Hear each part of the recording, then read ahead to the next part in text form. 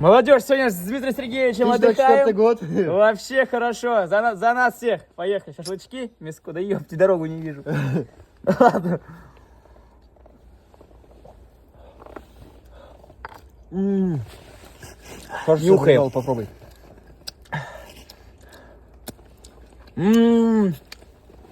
Только бы сейчас не пересушить, потому что... Гляньте. Очень сочно, очень вкусно. Ой-ой-ой. На морозе. Вообще кайф в гараже. О,